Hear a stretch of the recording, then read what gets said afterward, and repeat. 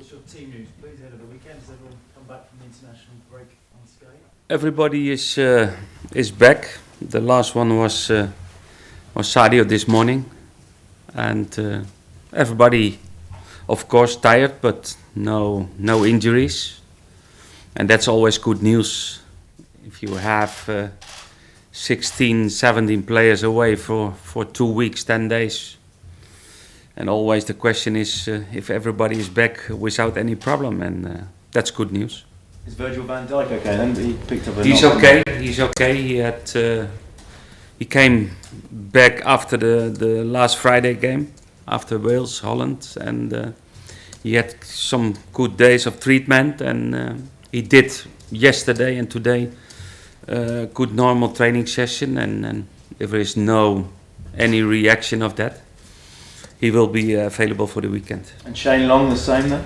Shane Long the same. I was very surprised that he was playing 40 minutes, but okay, if the player is fit. But of course the player didn't train for 5-6 weeks. He had only one training session on the Sunday, and that was why I was surprised. There's some reports that you've made a bid for Luke Thomas, the Cheltenham winger. Is there any truth? No, it's not true. Is he a player you're interested in at all? At the moment, not. Do you know much about him? Have you watched him? I don't know No idea whether which player it is. You don't know where those reports have come from. Maybe it's a young player. I don't know. And you played against Ajax in the week. How was that? Did anyone impress in that game?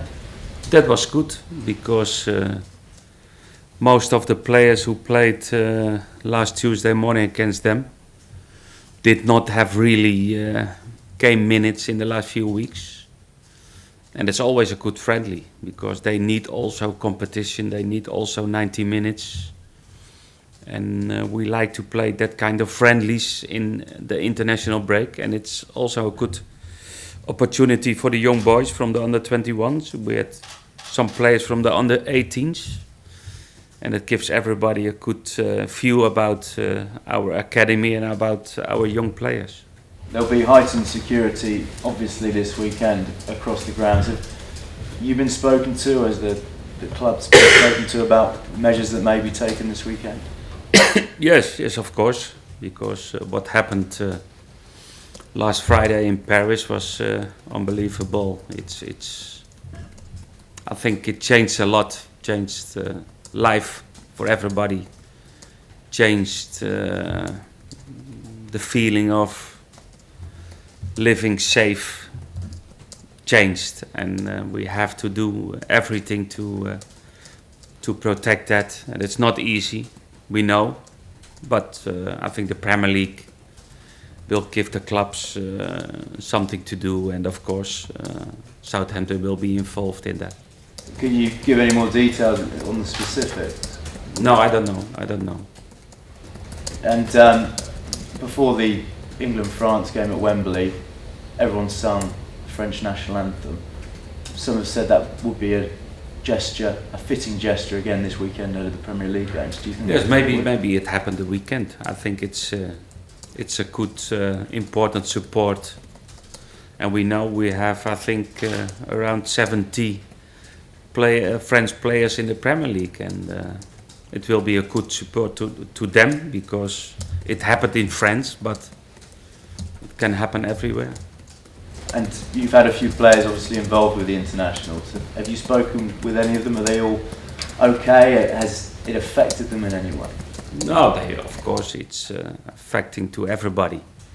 And of course I spoke also to the Dutch players because they cancelled the German-Holland match 1.5 hours before the game, and it was strange, and they were afraid at that time, and but they are back, and okay, they try to concentrate at the football, and I think that's the best way, but still it's difficult for them. Looking ahead to the weekend then, you're unbeaten in 6 Premier League games. What's been key to this run, do you think? I think the key to this run is a good organisation. We had a difficult start we had some new players and we lost some players. And you need always time to improve yourself.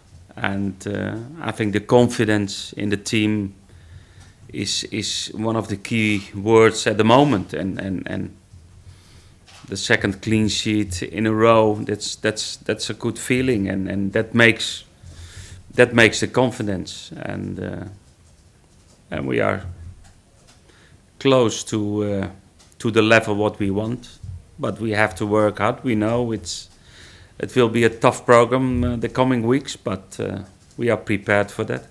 Stoke have kept 4 clean sheets in 5 Premier League games. It's their best start to a Premier League season. Is breaking them down defensively going to be hard? And how do you begin doing that? It's always hard to beat Stoke. We had that experience last year. We played 3 times against them.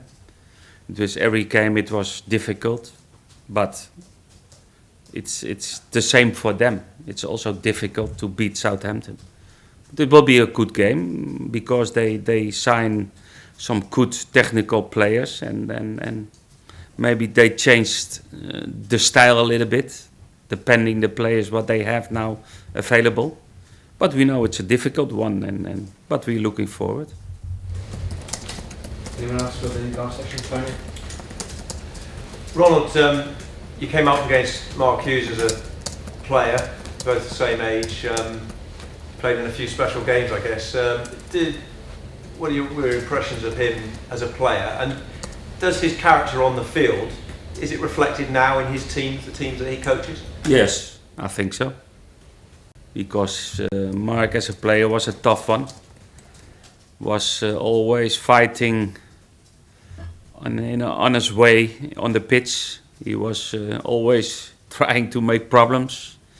He let you never easy to play. He was always pressing. He had good movements and he was always playing on a high intensity, I think, and that he is doing as a manager with his players. They play on a high intensity. They give the opponent really hard work to beat them, and that's a reflection of the coach.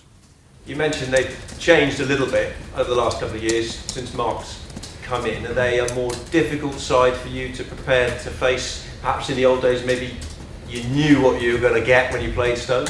Yeah, but maybe they have at the moment a little bit more individual qualities of some players, because they signed Bojan, they signed Shaqiri, they signed Avelay, Van Ginkel.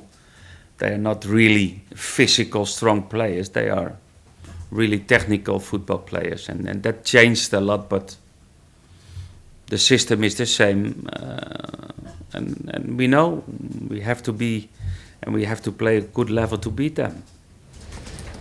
What kind of game would you anticipate? You've got 2 teams here meeting in form, playing well, high confidence. From the outside, we would say it looks like a good game in prospect. Yeah, but okay, we play at home, Stoke play away.